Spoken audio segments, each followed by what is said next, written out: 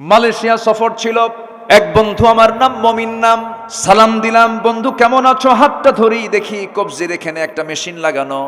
বললাম বন্ধু এটাকে মেশিন এখানে কেমন যেন করে, কি হয়েছে? সে কেঁদে ফেললো, কেঁদে ফেলে বলছে শত শত কোটি টাকার মালিক আল্লাহ পাক আমাকে বানিয়েছেন, কিন্তু দুটা কিডনি আমার নাই।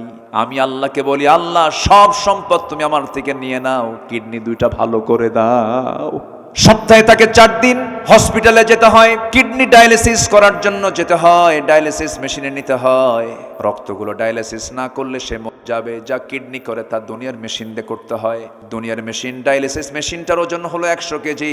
আর আল্লাহ রাব্বুল আলামিন তার চেয়ে উন্নত মানের মেশিন দিয়েছেন আমাদের দেহের মধ্যে দুইটা। একটা দিলেও চলতো, দুটো কিডনি দিয়েছেন। দুটা কিডনির ওজন হলো মাত্র 200-400 গ্রাম।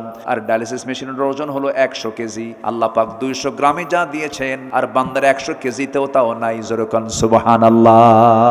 যদি এমনটা হয়ে যেত, যদি এমনটা হতো, আল্লাহ আমাকে দুনিয়া থেকে পাঠায়া দিলেন, যা তুই দুনিয়াতে যা, এরপর আকাশ থেকে 100 কেজি দুইটা কিডনি পাঠায় দেব। ধানের বস্তা নেব না কিডনির বস্তা নেব? কত বেকায়দা হয়ে যেত। আল্লাহ বলছেন বান্দারে এমন সুন্দর করে সৃষ্টি করেছি, তোর বডির মধ্যে সব প্ল্যান করে সুন্দর মতো ব্যালেন্স করে বানায় দিয়েছি। আল্লাযী খালাকাকা ফাসাওয়াকা ফাআদালাক। আল্লাহু আকবার।